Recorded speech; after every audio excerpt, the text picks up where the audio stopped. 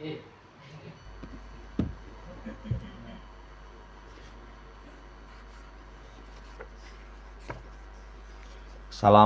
warahmatullahi wabarakatuh. Innal hamdalillah nahmaduhu wa nasta'inuhu wa nastaghfiruh wa na'udzu billahi min shururi anfusina wa sayyiati a'malina. May yahdihillahu fala mudilla lahu wa may yudlilhu fala hadiya lahu. Wa asyhadu an la ilaha illallah wahdahu la syarika lah. Wa asyhadu anna Muhammadan abduhu wa rasuluh. Allahumma salli ala Muhammad wa ala ali Muhammad. Ya ayyuhalladzina amanu taqullaha haqqa tuqatih wa la tamutunna illa wa antum muslimun. Ya ayyuhan nasu taqu rabbakumul ladzi khalaqakum min nafsin wahidah wa khalaqa minha zawjaha wa batha minhuma rijalan katsiran wa nisaa'a wattaqullaha alladzi tasaaluna bihi wal arham innallaha kana 'alaikum raqiba. Ya ayyuhalladzina amanu taqullaha wa qulu qawlan sadida yusli lakum a'malakum wa yaghfir lakum dhunubakum wa may yuti'illaha wa rasulahu faqad faza fawzan 'azima. Amma ba'd, fa inna ashdaqal hadithi kitabullah wa khairal hadi hadi Muhammadin sallallahu alaihi wasallam wa syarrul umuri muhdatsatuha fa inna kulla muhdatsatin bid'ah wa kulla bid'atin dhalalah wa kulla dhalalatin finnar. Allahumma anfa'na bima 'allamtana wa 'allimna ma yanfa'una wa zidna ilma. Ma'asyiral muslimin rahimani wa rahimakumullah. Melanjutkan pembacaan Qawaidul Qur'aniyah, masuk pada Al-Qaidatul Isrunah, kaidah yang ke-20. Ucapan Allah Subhanahu wa taala, "Wa may yuhinillahu famalahu min mukrim." Siapa yang Allah hinakan, maka enggak ada baginya orang yang mampu memuliakan. Saudara yang saya hormati, lihat penjelasan dari penulis hafidhallahu taala. Hadhihi qaidatun minal qawaidil muhkamati fi abwabil adli wal jazai. Ini sebuah kaidah dari kaidah-kaidah muhkamat, kaidah yang jelas berkaitan dengan pintu keadilan dan balasan. Fal tadabbarha asarun fi fahmil mu'min. Maka hendaknya dipahami kaidah ini. Pemahaman terhadap kaidah ini akan memberikan pengaruh bagi orang mukmin lima yarahu aw yaqra'uhu fi kutubit tarikh. Ya. Memberikan pengaruh bagi orang mukmin yang mau melihat atau membaca dalam kitab-kitab sejarah. Awil waqi' atau dalam realita. Min taqallubati zamani wa dahri bi alihi. Berkaitan tentang perubahan zaman ataupun masa terhadap pemiliknya. Nanti akan tahu. Kalau Allah berkehendak menghinakan seseorang, nggak akan ada yang bisa memuliakan. Nggak akan ada seorang yang bisa memuliakan. Ini di kitab sejarah sangat banyak. Di realita kehidupan kita akan ketemukan. Sawa'un ala mustafal afrodi awil jama'ati. Baik di tingkatan pribadi maupun tingkatan lebih umum. Lebih umum, bangsa, negara, masyarakat. Kalau Allah sudah berkehendak menimpakan kehinaan, nggak ada yang bisa memberikan kemuliaan. Semuanya itu sebagaimana kaidah yang ditunjukkan dalam Quran. Wa may yuhinillahu famalahu min mukrim. Siapa yang Allah hinakan, nggak ada yang bisa memuliakan. Kemudian wala alla iradal ayatil kamilatil lati dakarat fiha hadhil qaidata mimma yujlilan abraja suwaril ihanatil lati tanzilul insan min ilyaihi. Ya. Barangkali maksud ayat nanti kalau lebih sempurna, artinya kalau seorang pengen melihat lebih sempurna apa yang disebutkan kaidah ini, akan menjelaskan dengan sejelas-jelasnya, segamblang-gamblangnya bentuk-bentuk penghinaan. Bentuk-bentuk penghinaan. Ya, ini silahkan baca. Nanti manusia itu akan jatuh dari kedudukannya yang paling mulia. Itu sumbernya karena apa? Diterangkan dalam kesempurnaan ayat. Lihat kesempurnaan ayat. Di surat Al-Hajj ayat yang ke-18. Kata Allah, alam tara annallaha yasjudu lahu man fis samawati wa man fil ard wasyamsu wal qamar wan nujumu wal jibalu wasyajaru wad dawabu wa katsirum minan nas wa katsirum haqqa alaihil adab wa may yuhinillahu famalahu min mukrim innallaha yaf'alu ma yasha. Kata Allah, tidakkah kamu melihat bahwasannya Allah sujud kepadanya? Lihat keagungan Allah Subhanahu wa taala. Yang di langit dan yang di bumi, matahari, bulan, bintang-bintang, gunung-gunung, pohon-pohon, binatang melata, dan kebanyakan manusia. Dan kebanyakan hak atasnya Adam. Lihat, semua yang di langit dan di bumi sujud kepada Allah Subhanahu wa taala. Menunjukkan betapa maha agungnya Allah Subhanahu wa ta'ala. Baru kelanjutan ayat, siapa yang Allah hinakan, maka nggak ada yang bisa memuliakan. Allah melakukan apa yang Allah kehendaki. Kata Syekh, fahal adrok tamai wa anta tatslu hadil ayatal karimata. Apakah engkau tahu bersamaku, sementara engkau membaca ayat yang mulia ini, anna a'la wa abha wa ajalla suwari karomatil abdi an yuwahhida rabbahu. Nah, ini penjelasan yang luar biasa kalau kita baca dari ayat secara sempurna. Bahwasannya a'la paling tinggi, abha paling membanggakan, ajalla ya, paling agung bentuk kemuliaan hamba itu an yuwahhida rabbah. Kalau dia mentauhidkan Allah Subhanahu wa taala. Kemuliaan hakiki itu kalau seorang mentauhidkan Allah. Gimana nggak disebut sebagai paling tinggi, paling membanggakan, paling agung? Kita itu dengan makhluk yang lain sangat kecil. Nggak usah bandingkan dengan matahari. Matahari itu termasuk makhluk yang besar. Tunduk kepada Allah itu. Tunduk kepada Allah Subhanahu wa taala. Kalau matahari saja tunduk kepada Allah, makanya paling mulia, paling tinggi kedudukan seseorang itu kalau dia tauhidkan Allah Subhanahu wa taala. Nanti dalam ayat yang lain itu la tasjudu lisyamsi walalil qamari wasjudu lillahilladzi khalaqahunna in kuntum iyyahu ta'budun. Jangan kamu sujud kepada matahari dan bulan, tapi sujudlah kepada yang menciptakan matahari dan bulan. Kalau kepadanya kamu ya beribadah. Menunjukkan kepada kita kemuliaan yang hakiki, satu pentauhidan kepada Allah. Kalau orang pengen mulia, kalau seorang mengharapkan terhormat, seseorang mengharapkan ketinggian kedudukan, satu, tauhidkan Allah Subhanahu wa taala. Ketika orang tidak mentauhidkan Allah, hina. Coba kembali kepada tarikh sejarah. Orang tidak mentauhidkan Allah, Allah adab pada masa Nabiullah Nuh alaihissalam. Terus berjalan waktu ditulis dalam sejarah seiring dengan taqallubatuz zaman wa dahar. Perputaran waktu dan masa. Sampai pada Nabiullah Musa alaihissalam, Fir'aun tidak mau mentauhidkan Allah Subhanahu wa taala. Hina itu. Dan kemarin sudah kita baca kehinaan yang Allah berikan kepada Fir'aun. Dunia, alam barzah, negeri akhirat. Dunia, alam barzah, negeri akhirat.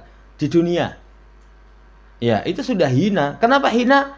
Kadang sebelum turun adab ditenggelamkan, Fir'aun itu mungkin kelihatan dihormati. Ning sing hormati itu cuman di depan dia. Di belakang dia gemreneng. Kan nggak tulus sebenarnya. Nggak ada kemuliaan. Turun adab ditenggelamkan di lautan. Kelep neng laut, wah sudah.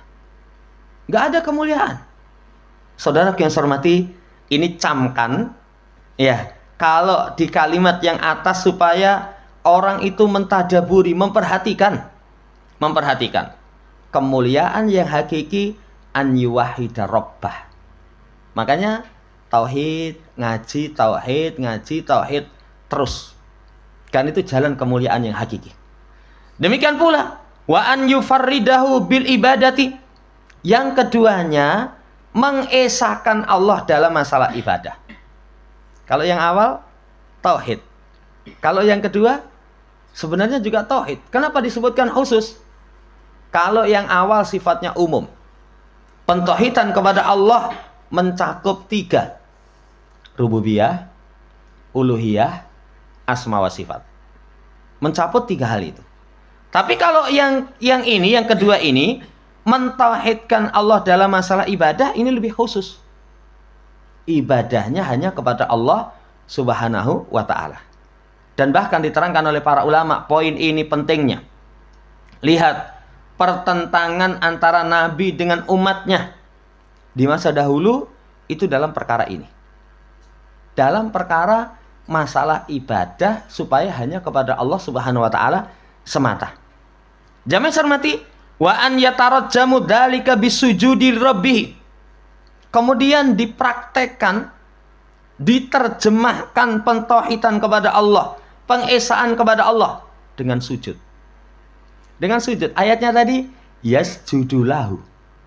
Sujud kepada Allah.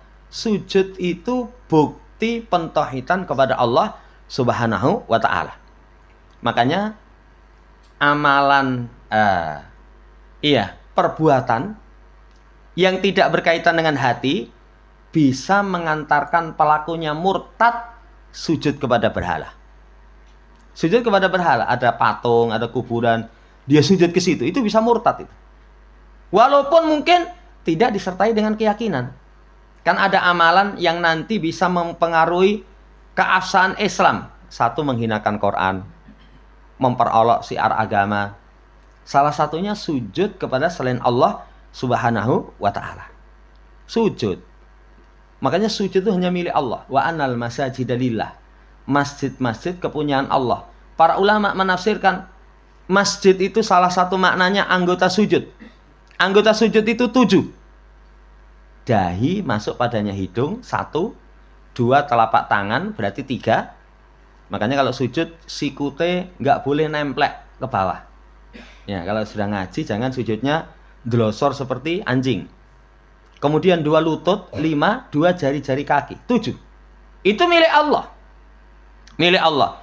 Nah, bentuk pempraktekan pentauhidan kepada Allah sujud. Makanya amal ibadah setelah tauhid atau bahkan itu bukti pentauhidan kepada Allah, salat. Itu salat. Saya baca penjelasan para ulama, perbuatan paling penting setelah syahadat, setelah berkaitan dengan pentauhidan, salat. Makanya perhatikan. Ya, kalau kita bacakan di dua pertemuan di Masjid Ali yang ahad keempat itu, 1 ikhlas, 2 khusyuk, 3 nyontoh Rasul, 4 dikerjakan di awal waktu, yang kelima jamaah bagi laki-laki. Jamaah di masjid.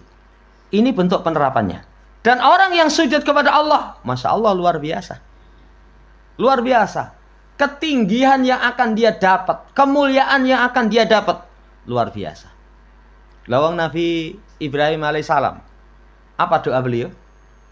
Muqimis shalah. Ya Allah, jadikanlah kami itu orang-orang yang menegakkan sholat. Yang menegakkan sholat. Kenapa beliau taruh istri dan anaknya di kota Mekah? Yang waktu itu kota Mekah la syai'un wala insun. Enggak ada manusia, enggak ada kehidupan. Kata Ibrahim, ingda baitikal muharram liyuqimus shalah. di samping Ka'bah supaya mereka menegakkan sholat. Sholat itu, sholat. Bahkan nanti generasi yang baik, ini perhatian kepada sujud. Generasi yang baik itu fahalafa min badin halfun ada'us shalah wa taba'us syahawat. Generasi yang baik itu memperhatikan sholat. Generasi yang buruk mensia-siakan sholat, memperturutkan syahwat. Jamaah yang hormati, ini diperhatikan. Wa tadallulu baina yaday maulahu bisujudi wa tadalluli, dengan sujud, dengan menghinakan diri di hadapan tuannya, di hadapan Allah Subhanahu wa taala, penciptanya, pemberi rizkinya. Wa man amru sa'adatihi wa najatihi wa falahi biyadihi Subhanahu wa ta'ala. Dan yang siapa urusan kebahagiaan dan keselamatan, keberuntungan di tangan Allah Subhanahu wa ta'ala. Kan kemuliaan kita Allah. Kalau Allah mengangkat derajat seseorang, nggak ada yang bisa menghinakan. Tapi kalau Allah menghinakan seseorang, famalahu mim mukrim, nggak ada yang bisa memuliakan. Makanya yaf'alu dzalika iftirafan bihaqqillah wa raja'an li fadlihi wa khaufan min iqabihi. Kalau dia lakukan semua itu, pengakuan haknya Allah, mengharapkan karunia Allah, takut akan siksaannya, itulah yang akan mengantarkan kepada kemuliaan. Ini Masya Allah luar biasa. Jadi kaidah siapa yang Allah hinakan, nggak ada seorang pun yang bisa memuliakan. Kalau seorang pengen mulia, kata kuncinya cuman satu, pentauhidan kepada Allah Subhanahu wa taala. Cuman pentauhidan kepada Allah itu butuh diterjemahkan. Apa bentuk terjemah daripada pentauhidan kepada Allah? Sujud menghinakan diri hanya kepada Allah Subhanahu wa taala. Kemudian setelah itu, fahal adrakta aidan anna ghayatal hawani wadulli wasufuli waddaati as ayyastan kifal abdu anis sujudi li rabbih. Kata Syekh hafizallahu taala, tidakkah kamu tahu? Ya, ini kesebalikan ayat. Kalau mulia itu karena sujud, karena menghinakan diri kepada Allah, ketahuilah puncak hawan hina, puncak kerendahan, puncak doa, suful wa doa, suful rendah, doa hina. Ayastan kifal abdu anis sujudi li rabbih. Ketika seseorang hamba menolak sujud kepada Allah, gak mau sujud, hina itu. Contohnya siapa? Ditulis kehinaan sampai hari kiamat, sampai negeri akhirat. Iblis. Iblis. Apa sebab iblis itu tidak dihinakan oleh Allah Subhanahu wa taala? Ketika Allah perintahkan sujud tidak mau. Padahal itu bukan sujud kepada Allah, sujudnya kepada Adam, pemuliaan saja. Pemuliaan saja, penghormatan kepada Adam. Nggak mau itu. Itu penolakan kepada perintah Allah. Apalagi kau sampai menyungkur sujud kepada Allah. Saudara yang saya hormati, hina. Au yusriku ma'a khaliqihi ilahan akhar. Atau kalau enggak, syirik. Sudah, kalau orang mensekutukan Allah, hinalah. Ya, sampai diterangkan, orang yang mensekutukan Allah Subhanahu wa taala itu seperti terjatuh dari langit, kemudian ditiup angin, ya, kemudian dihempaskan ke tempat yang tidak tertentu, ke tempat yang tidak jelas. Mereka pontang-panting, hina, nggak ada arah. Orang yang mensekutukan Allah Subhanahu wa taala. Wa takunul jibalu sum wasajaru wadawab wal buhmu khairan minhu. Sehingga takunul jibalu summu, gunung yang tuli, pohon-pohon, kemudian ad-dawabul buhmu, binatang ternak yang bodoh, khairum minhu, lebih baik dari dia, hina sajadat li khaliqiha wa ma'budiyal haq, ketika mereka semua itu sujud kepada sang pencipta, kepada sesembahan yang benar. Binatang lebih mulia, gunung lebih mulia, padahal gunung tuli, nggak bisa berbicara itu, yang nggak bisa berbicara, mereka lebih mulia. Kapan? karena mereka sujud kepada Sang Pencipta. Poin yang kedua, saudaraku yang saya hormati, sumber kehinaan kesimpulannya syirik. Makanya terus pelajari. Makanya jangan bosan seseorang untuk belajar tauhid, karena sumber kehinaan dia itu mensekutukan Allah Subhanahu wa ta'ala. Lah bentuk pengaruh mensekutukan Allah itu nggak mau sujud, nggak mau sholat, nggak mau beribadah kepada Allah Subhanahu wa ta'ala, nggak mau menghinakan diri kepada Allah. Kunci kehinaan. Ini pemahaman sebaliknya dari kandungan ayat.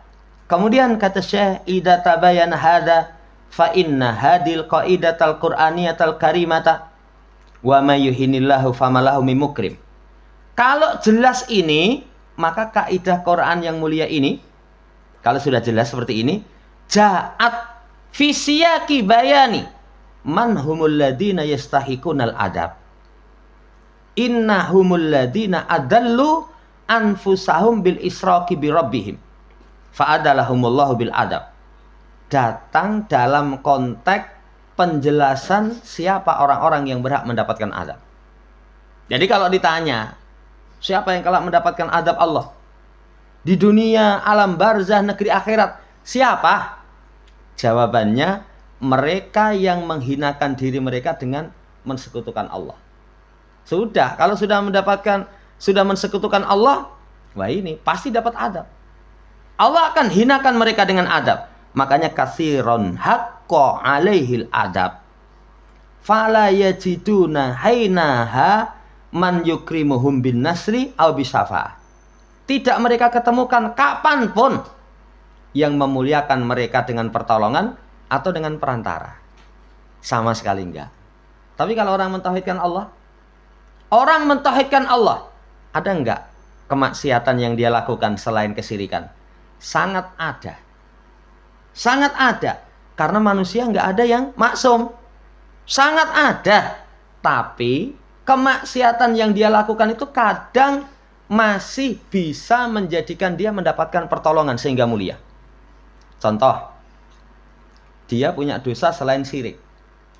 Nanti ketika mati disolatkan sekian puluh muwahhid, bisa menjadi pensyafaat. Doa muslim kepada dia selama tauhidnya masih ada, masih sah, nyantol itu masih nyambung. Tapi kalau sudah tauhidnya rusak, sudah nggak ada orang yang memuliakan mereka dengan pertolongan ataupun dengan syafaat. Dengan syafaat. Makanya kalau orang punya dosa di bawah syirik, di bawah pembatal Islam, kesempatan untuk mendapatkan kemuliaan masih ada. Satu, ketika mati didoakan tadi, disolatkan. Dua, ya, ada doa mukmin masih bisa sampai kepada dia. Tiga, siksaan-siksaan itu bisa menggugurkan dosa. Empat, syafaat yang bisa memberikan syafaat masih bisa. Yang kelimanya kasih sayang Allah. Karena dosa selain syirik ala masyiatillahi azza wa jalla, sesuai dengan ya kehendak Allah Subhanahu wa taala. Wallahu taala alam. Kemudian ta'ammal kaifa ja'at ta'biru an hadzal adabi biqauli ta'ala. Perhatikan bagaimana ungkapan datang tentang adab ini. Apa lafadznya? Wa may yuhinillahu. Dengan lafadz siapa yang Allah hinakan. Walam ya'ti bi wa man yu'adzibullah. Bukan dengan lafadz wa man yu'adzibillahu. Siapa yang Allah adab. Kenapa dengan lafadz hina? Dengan lafadz hina. Wallahu a'lam, kata Syekh, Allah yang Maha tahu. Li'annal ihanata idlalun wa tahhirun wa hizun. Ihanah itu kerendahan, remeh, nggak ada nilai. Itu namanya hina. Makanya kalau orangnya terhina, itu sudah rendah, remeh, nggak ada nilai. Iya. Tapi ada qadrun zaidun ala alamil adab. Ya, ihana itu kadarnya lebih dibandingkan dengan sakitnya siksaan. Sakitnya siksaan.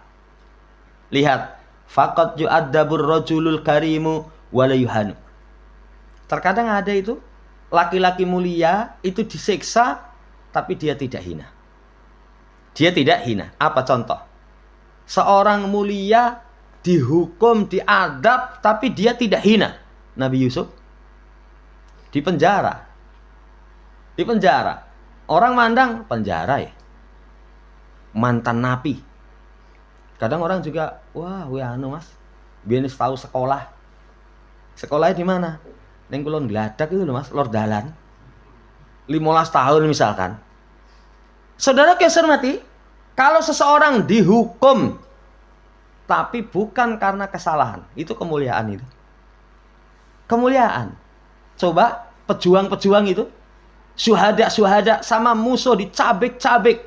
Ya, bahkan sampai mati. Mereka mati mulia itu. Kalau siksaan itu kadang orangnya tetap mulia. Tapi kalau dihinakan, itu sudah. Orang itu kalau sudah terhina, wes, penderitaan yang luar biasa. Penderitaan yang luar biasa. Ini perhatikan. Siapa yang Allah hinakan, nggak ada orang yang bisa memuliakan. Nggak ada orang yang bisa memuliakan. Kemudian, summa ta'amal kaifa ja'at ta'biru an diddid dzalika biqauli ta'ala. Setelah itu perhatikan bagaimana ungkapan datang kesebalikan dari itu. Famalahu min mukrim. Nggak ada orang yang memuliakan. Nggak ada orang yang memuliakan. Namanya karom itu lafdun jami'un lil mahasini wal mahamidi. Satu lafadz yang mencakupi kebagusan yang terpuji. Jadi kalau mukrim, karom itu baik terpuji. Baik terpuji. La yuradu bihi mujaradul i'ta. Bukan dimaksudkan dengannya semata pemberian. Ya, kalau di WI kan ada. Ini sebagai bentuk pemuliaan, penghormatan, dikasih hadiah. Dikasih hadiah. Itu hanya bagian saja, bagian pemuliaan. Ya, makanya kalau hadiah itu bukan menilai, bukan sebagai ganti pemuliaan. Itu cuman, oh ini nggak seberapa dengan jasanya. Nggak seberapa dengan jasanya. Ini pemuliaan. Saudara yang saya hormati, al-mahasin wal mahamid. Mengumpulkan kebaikan dan perkara-perkara yang terpuji. Fa'inal insana ilal ghair tamamul mahasin. Sesungguhnya manusia, sesungguhnya fa'inal ihsana ilal ghair. Sesungguhnya baik kepada yang lain itu kesempurnaan kebaikan. Kan orang baik itu dua. Satu dirinya, kedua orang lain. Orang kalau sudah baik kepada dirinya, Masya Allah. Tapi lebih sempurna kebaikan kalau sama orang lain baik. Dalilnya di surat Al-Asr. Innal insana lafi husrin illal ladzina amanu wa amilus shalihat wa tawasaw bil haq wa tawasaw bis sabr. Ya, sesungguhnya semua manusia dalam keadaan merugi kecuali yang beriman amal soleh. Memperbaiki diri. Kemudian memperbaiki orang lain dengan tawasaw bil haq, tawasaw bis sabr. Kalau seorang berbuat baik kepada orang lain, sempurna kebagusan. Wal karam kasratul khair wa yasarathu. Namanya karam itu kebaikan yang banyak dan menyenangkan. Berbuat baik senang. Itu baru orang mulia. Baru orang mulia. Berarti kalau seseorang mensifati dua hal ini, syai'ul hasan al-mahmud yusafu bil karam. Sesuatu yang baik, yang terpuji. Kapan seseorang dikatakan baik tadi? Dirinya diperbaiki, kemudian berbuat baik kepada orang lain. Berbuat baik kepada orang lain. Kasratul khair, banyak berbuat baik, dia senang. Nah, kalau orang berbuat baik nggak senang, belum mulia itu. Semangat, sholatnya sudah bagus ya. Tapi kekabutan, merasa berat, nggak tulus. Berbuat baik kepada sesama luar biasa, tapi nggak tulus, bukan karom. Karom itu sesuatu yang baik dan yang dipuji. Dalilnya awalam yarau ilal ardi kam ambatsna fiha min kulli zaujin karim. Tidakkah mereka melihat kepada bumi? Ya. Kemudian kami tumbuhkan padanya dari setiap zaujin karim, pasangan sejenis yang baik, mingkuli jinsin hasan, jenis yang baik. Jadi menunjukkan kepada kita, manusia itu padanya ada karim alallah. Kapan manusia pada mereka ada kemuliaan kepada Allah, Allah akan muliakan. Kemuliaan kepada Allah itu tadi, ibadah kepada Allah, mentauhidkan Allah, sujud kepada Allah, berbuat baik kepada sesama. Tapi demikian pula wa fihim man yuhinuhu. Tapi pada manusia itu ada juga orang-orang yang Allah hinakan. Nah, diulang lagi, inna akramakum indallahi atqakum. Paling mulia di antara kalian di sisi Allah yang paling takwa. Yang paling takwa. Jadi, saudara yang saya hormati, kata-kata famalahu mim mukrim, kemuliaan bukan hanya sekedar pemberian. Orang kalau sudah dimuliakan, Allah akan beri kebaikan dunia, kebaikan akhirat. Lebih tinggi kedudukan orang yang dimuliakan. Lah sebab kemuliaan kalau disimbolkan tauhid, sujud, dengan bahasa yang lain di ayat yang barusan kita baca, takwa. Tapi sebaliknya, siapa yang Allah hinakan, nggak akan ada orang yang bisa memuliakan. Nggak akan ada seseorang yang bisa memuliakan. Fa'i wa idza kana asyirku billahi huwa a'dhamu suratin yudillu bihal abdu nafsahu wa yadussuha fi darakatil hawan fa inna samata suwaron ukhra wa in kana duna syirki. Ya. Kalau syirik kepada Allah merupakan bentuk yang paling besar yang seorang hamba hinakan dengannya dirinya. Rendah dirinya. Pada dia akan kotori dirinya pada tingkatan hina. Maka di sana ada bentuk yang lain. Walaupun di bawah syirik. Illa anna asaroha fi hawanil abdi wa dhullihi dohirun bayyinun. Walaupun bukan syirik, tapi nanti pengaruhnya juga ada. Berkaitan dengan kehinaan seseorang, rendahnya seseorang, itu sangat nampak. Apa itu? Maksiat. Jadi maksiat itu menyebabkan seseorang nanti dia mendapatkan kehinaan. Dari situ, pokok kemuliaan tauhid. Pokok kehinaan syirik. Kemudian cabang kesempurnaan kemuliaan itu dengan melaksanakan ketaatan secara umum. Kemudian cabang kehinaan. Cabang kehinaan itu kalau seseorang melakukan kemaksiatan. Kapan seseorang maksiat, maka dia akan terjatuh dalam kehinaan. Wallahu ta'ala alam, ini dulu, nanti setelahnya akan diperluas ucapan dari Imam Ibnu Qayyim menjelaskan tentang maksiat itu bisa merendahkan martabat. Wallahu ta'ala alam. Semoga Allah Subhanahu wa taala berikan taufik untuk kita bisa mentauhidkan Allah Subhanahu wa taala, semangat beribadah kepada Allah sehingga kita mendapatkan kemuliaan fid dunya wal akhirah. Allahumma amin. Subhanakallahumma rabbana bihamdika asyhadu alla ilaha illa anta astaghfiruka wa atubu ilaik. Assalamualaikum warahmatullahi wabarakatuh.